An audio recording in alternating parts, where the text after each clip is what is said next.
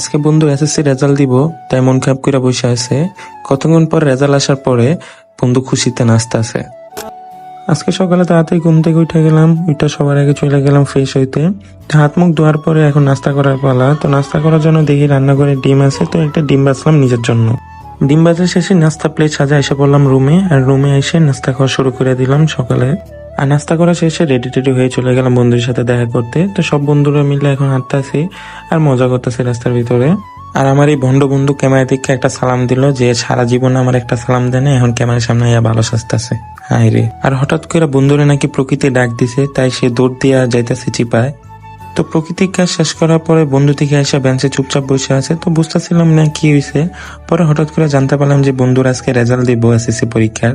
তো আমরা সবাই বন্ধুর রেজাল্ট বের করার জন্য ব্যস্ত হয়ে গেছি। আর বন্ধু তো এই জায়গায় পুরো টেনশন আছে কি হয় না হয়। তো আমরা এই জায়গায় রেজাল্ট বের করতেছি। অনেকক্ষণ চেষ্টা করার পর বন্ধুর রেজাল্ট বাইরে হয়েছে। বন্ধু আলহামদুলিল্লাহ পাস করছে। আর এইটা দেখা তো বন্ধু মাশাআল্লাহ দিলে খুশি কি। বন্ধু লাফাইতে লাফাইতে মানে কি কমু, যা বললা বোঝানোর মতন না। তো বন্ধু রেজাল্ট পেয়ে তো পুরাই খুশি, তার বন্ধু খুশি দেখে আমরাও খুশি। তো আমি বন্ধুরা কইতেছি কি ট্রিট কি দিবি, তাড়াতাড়ি দিয়ালা। এই তো আজকে ভিডিওটা এই পর্যন্তই। যদি ভিডিওটা ভালো লাগে তো চ্যানেলটা সাবস্ক্রাইব করে দিন।